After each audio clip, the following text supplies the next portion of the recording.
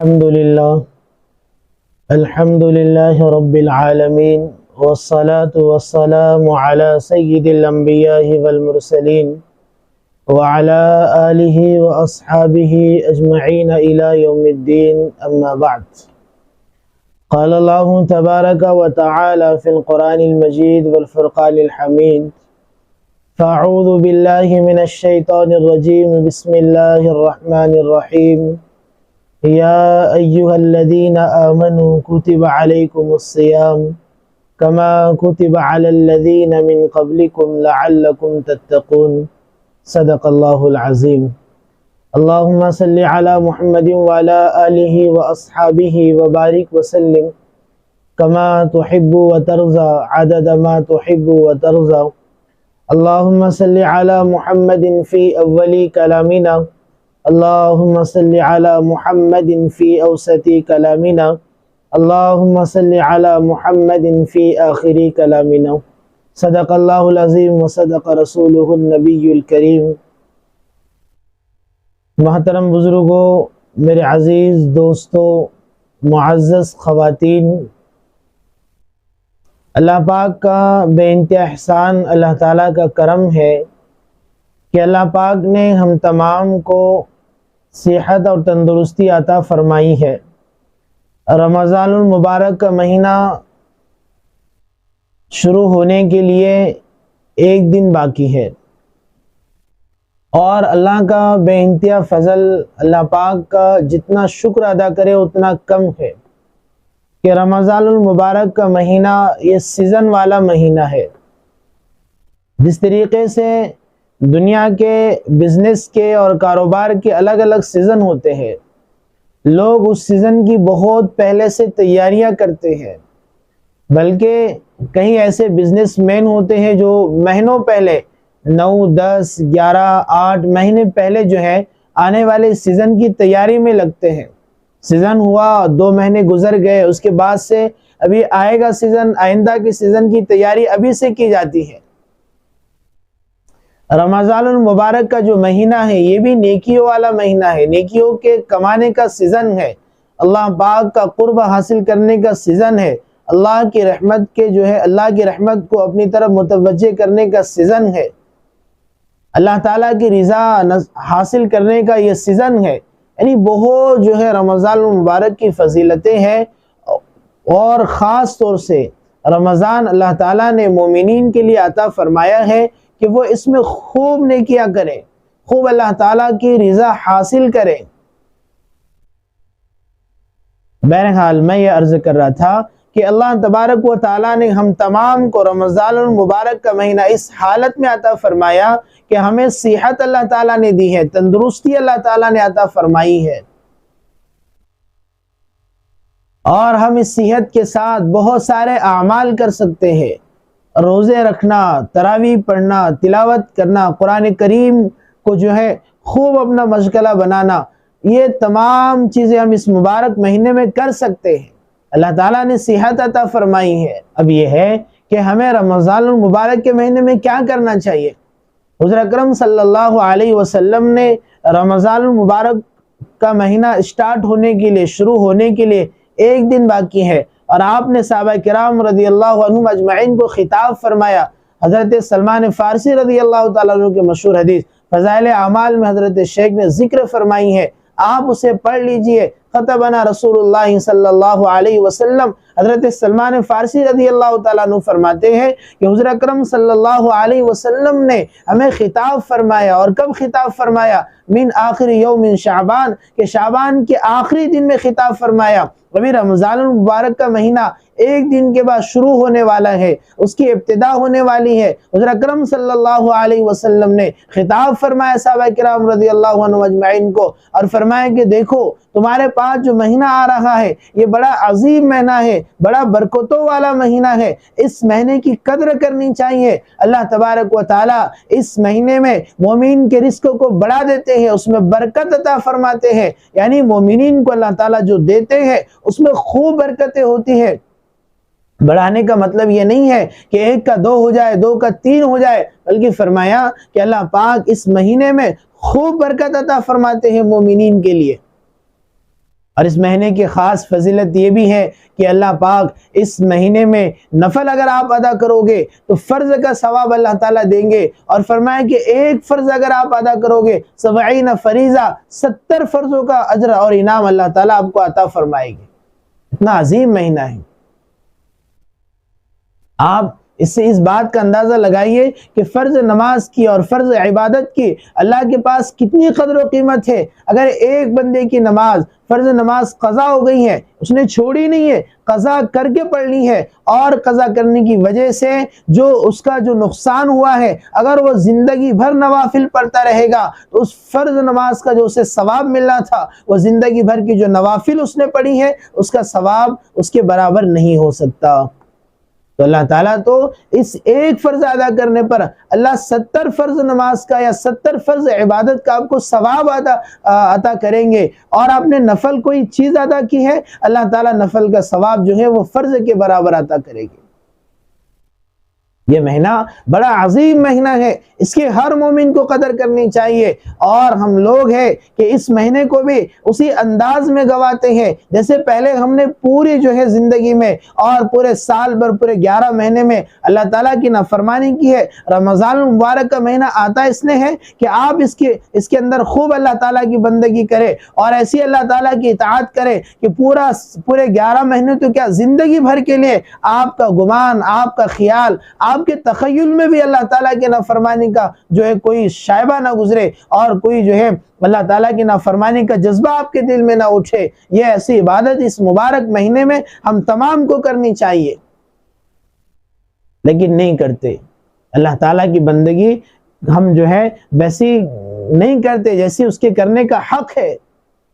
جیسے اللہ تعالیٰ نے ہمیں مہینہ یہ رمضان المبارک کا مقدس مہینہ عطا فرمایا اللہ پاک کی بندگی کے لیے، اپنے آپ کو سنوارنے کے لیے، اپنے زندگی میں بدلاؤ لانے کے لیے، ہم یہ سب چیزیں جو ہے سن رہے ہوتے ہیں، پڑھ رہے ہوتے ہیں، دیکھ رہے ہوتے ہیں اپنی آنکھوں سے کہ ہمارے بھائی کس طریقے سے اپنی زندگیاں جو ہے تبدیل کر رہے ہیں، گناہ کی طرف، گناہ کو چھوڑ کر اللہ کی طرف آ رہے ہیں، گناہ کی طرف جانے والے لوگ اللہ کی بندگی کی طرف، اللہ کی اطاعت کی طرف آ رہے ہیں، جن کی زندگی میں معصیت تھی وہ معصیت چھوڑ کر اللہ کی عبادت کی طرف آ رہے ہیں۔ اس لیے حضور اکرم صلی اللہ علیہ وسلم نے فرمایا یہ مہینہ معصیت کو چھوڑنے والا مہینہ ہے، بندہ اس مہینے میں تمام تر برائیوں کو چھوڑ دیتا ہے، اللہ تعالیٰ کی جو معصیت ابھی تک وہ کر رہا تھا وہ بھی نہیں کرتا، اور نئی معصیت کا خیال بھی اس کے دل میں نہیں آتا، اور وہ تمام معصیت کو چھوڑ دیتا ہے، اللہ تعالیٰ کی بندگی کی طرف آتا ہے، اللہ کی عبادت کی طرف آتا ہے۔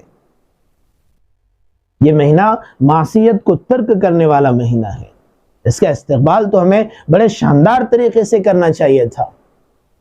جیسے حضور اکرم صلی اللہ علیہ وسلم شعبان کے مہینے سے رمضان المبارک کی تیاری کرتے، آپ شعبانی سے رمضان کی تیاری میں لگ جاتے، اور اللہ اکبر کبیرہ، حضور اکرم صلی اللہ علیہ وسلم کے رمضان المبارک کی عبادتیں اس سے آپ اندازہ نہیں لگا سکتے، آپ کی تو بہت زیادہ جو ہے عبادتیں تھی۔ یہ آئندہ جو ہے رمضان میں مستقل جو ہے قسطیں بنیں گی، اس پہ آپ کو بتائے گے کہ آپ کی کیا عبادتیں تھی اور کیسی عبادتیں تھی۔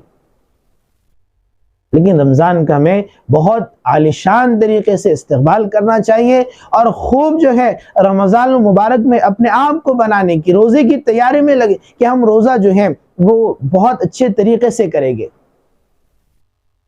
ہم جو ہے روزہ بہت اچھے طریقے سے رکھیں گے، جس طریقے سے حکم دیا گیا ویسے رکھیں گے۔ یہ مہینہ ایک ہمدردی کا مہینہ ہے کہ آپ بھوکے رہو گے، آپ کو پتہ چلے گا کہ کیسے اور لوگ بھوکے رہتے ہیں، آپ ان کا خیال کرو گے، ان کے ساتھ جو ہے نیکی کا برتاؤ کرو گے، آپ کے دل میں ایک درد پیدا ہوگا۔ اس لیے فرمایا کہ مواسات کا مہینہ ہے کہ اس کے اندر جو ہے ہمدردی پیدا ہوتی ہے، اور معلوم ہو جاتا ہے اس میں ہم جو ہے اپنے گھر کے تمام افراد کے ساتھ ہمدردی پیدا کرے، اپنے رشتہ داروں کے ساتھ، اپنے تعلقات والوں کے ساتھ، اپنے محبین کے ساتھ، تمام کے ساتھ جو ہے ہمدردی کا معاملہ کریں۔ ہم افطار جو ہے لوگوں کو کرانے کی عادت ڈالیں، اس سے ہمدردی پیدا ہوگی۔ ہم اپنے علاقے کے، اپنی جس مسجد میں آپ جو ہے نماز پڑھتے ہو وہاں کے جو ہے امام کو، وہاں کے مؤذن کو، وہاں کے معتکفین حضرات، جو معتکف حضرات ہیں ان کے لیے، وہاں مسجد میں رہنے والوں کے لیے، اپنے محلے کے غریب اور غربا کے لیے، اپنے تمام رشتہ داروں کے لیے آپ افطاری کا جو ہے انتظام کریں۔ بسا جو ہے وقتاً فوقتاً افطاری کراتے ہیں، ہماری عادتیں زیادہ تر کرنے کی ہے، کھانا کھلانا ضروری نہیں ہے۔ آپ افطار کا انتظام کیجئے، اچھے سے جو ہے اپنے تعلقات والوں کو، اپنے دوست احباب کو، محلے کے غریب کو، اپنے یہاں کے نیک علماء اور صلحاء کو افطار کرائیے۔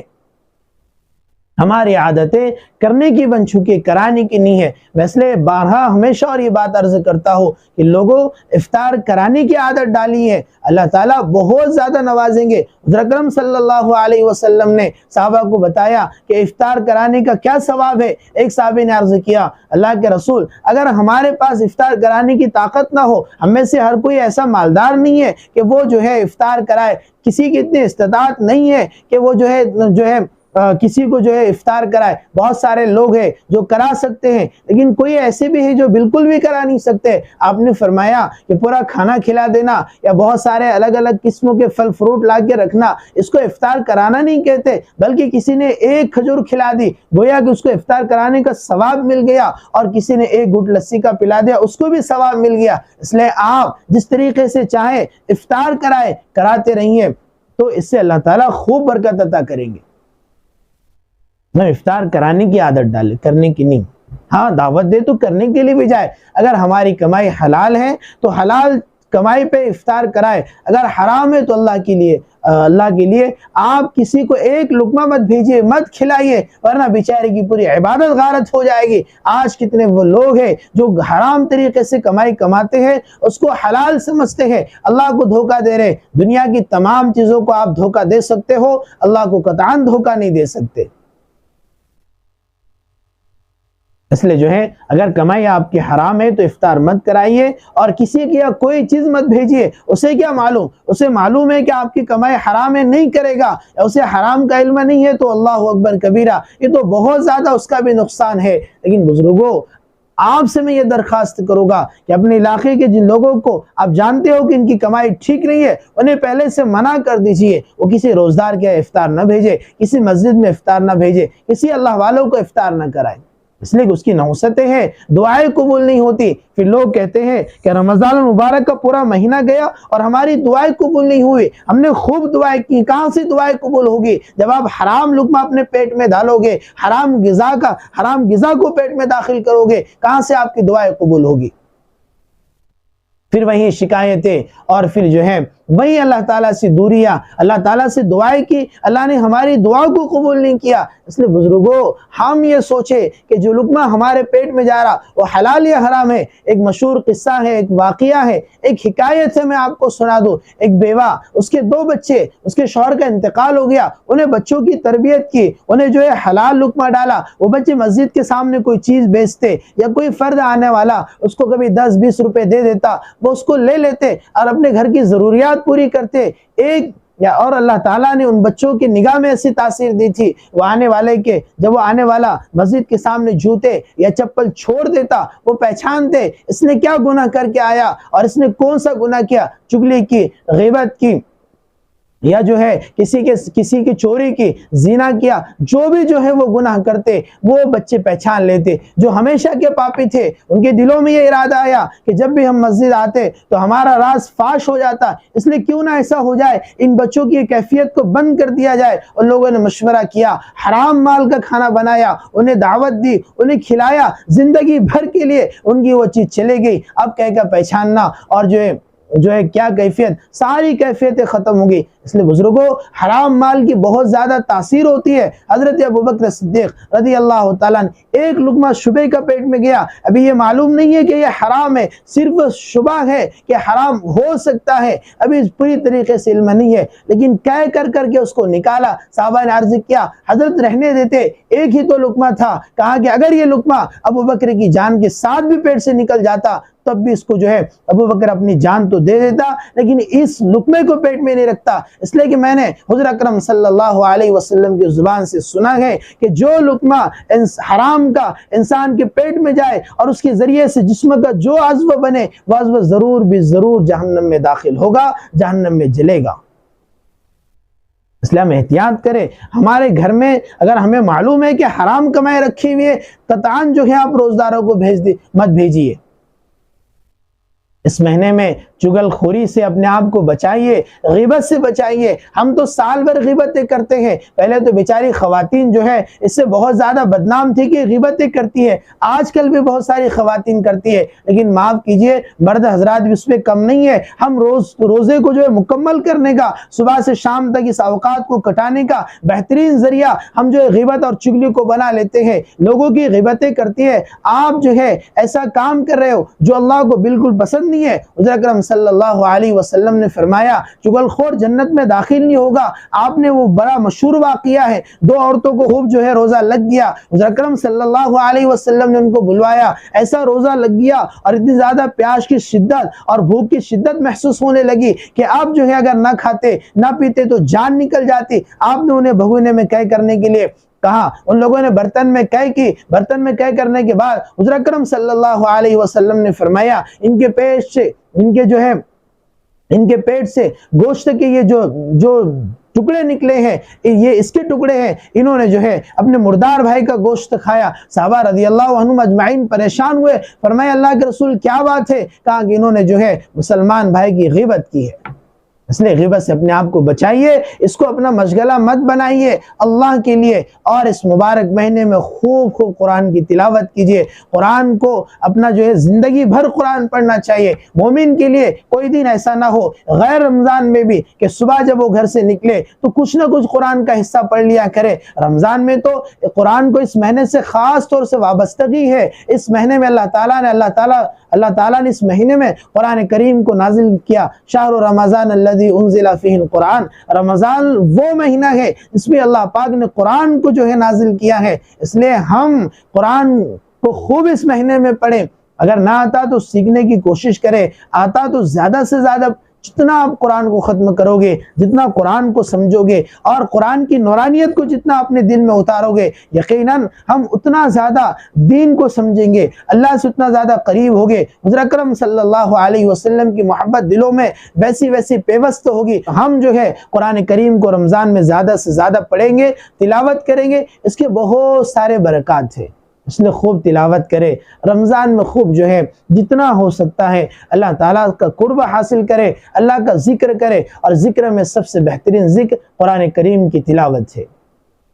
اپنوں کے ساتھ محبت سے پیش آئے، ہمدردی کا معاملہ کرے۔ اور ایک آخری بات جو حضور اکرم صلی اللہ علیہ وسلم نے صحابہ کرام کو خطاب عرض کرتے ہوئے کی تھی کہ وہ میں عرض کر دوں کہ اپنے جو اپنے ماتحت میں لوگ ہیں، سب سے پہلے ماتحت میں آنے والے لوگ ہمارے گھر کے افراد ہوتے ہیں، تو ان کے ساتھ نرمی کریں۔ ہمارے بچے ہیں، ہماری بیوی ہے، کسی کی بہن، کسی کی ماں، اور جو ہے کسی کی بیٹی، یہ تمام ہوتے ہیں۔ جب ہم دن بھر روزہ رکھتے ہیں، شام کے وقت ہمارا پارا چڑھ جاتا ہے، ہمیں غصہ آنے لگتا ہے اور ہم گھر کے افراد پہ غصہ کرتے ہیں۔ اللہ کے بندو تھوڑا سا شرم کرو، تھوڑی حیا رکھو، وہ بھی روزدار ہے، وہ بیچاری چولہے کے پاس کھڑے ہو کے اور گرم چیز میں اپنے آپ کو جو ہے آپ کے لیے الگ الگ چیزیں بنا رہی ہے، اپنے آپ کو گرم چیز میں رکھ رہی ہے، اسے بھی بہت زیادہ روزہ محسوس ہوتا ہے، وہ بھی تھک جاتی ہے، وہ بھی انسان ہے، اور لیکن ہم جو ہے اس کے اوپر ظلم کرتے ہیں، ڈانٹتے ہیں، ڈپٹتے ہیں۔ اس لیے ہم اس کی بھی محنت کو سمجھے اور ان کے ساتھ خوب محبت کا معاملہ کرے۔ مہینہ گزر گیا لیکن یہ بات ہمارے گھر میں کبھی نہ آئے کہ ہمارے گھر میں جو ہے کوئی لڑائی ہو اور کوئی جو ہے جھگڑا ہو۔ اگر آپ نے رمضان المبارک کا مہینہ اس طرز پہ گزارا، یقین مانیے آپ کی پورے مکمل 11 مہینے ایسے گھر میں گزرے گے، گھر میں سکون ہوگا، چین ہوگا، ساری لڑائیاں ختم ہو جائے گی۔ اس لیے ہم جو ہے اپنے ماتحت کے لوگوں پہ نرمی کا معاملہ کریں. اگر کسی کے پاس کوئی غلام ہو، کوئی نوکر ہو، کوئی بزنس میں اس کا ساتھی ہو، یا جو ہے اس نے کسی کو اپنی دکان پر یا کسی جو ہے مکان پر اپنے پاس کام کے لیے رکھا ہو، تو آپ نے فرمایا اور حضور اکرم صلی اللہ علیہ وسلم نے ارشاد فرمایا اب ان کے ساتھ آپ نرمی کا معاملہ کیجئے، ان کے کام کو ہلکا کیجئے. پہلے اگر وہ 10 گھنٹے کام کرتے ہیں آپ انہیں 5 گھنٹے پہ لائیے، وہ بھی روزے دار ہیں، انہیں بھی جو ہے رمضان کا احساس ہونا چاہیے، اپنے ان کے روزے کا احساس آپ کو محسوس ہونا چاہیے. اگر غیر روزے دار ہے تب بھی اس کے ساتھ بہترین سلوک کرو، اس سے کام کم لو، اس کی تنخواہ غیر رمضان میں جتنی تھی اس سے زیادہ بڑھا دو، تاکہ جو ہے وہ اللہ کے نبی نے جو ہمیں فرمایا کہ ہم اپنے ماتحت کے ساتھ حسن سلوک کریں، اس کے مصداق ہم بن جائے کہ ہم نے کیا ہے. اللہ تعالیٰ ہم تمام کو صحیح معنوں میں رمضان المبارک کی قدر کرنے کی توفیق عطا فرمائے، اور رمضان کا جسے استقبال کرنا چاہیے ویسے استقبال کرنے کی توفیق عطا فرمائے. وآخر دعوانا الحمدللہ رب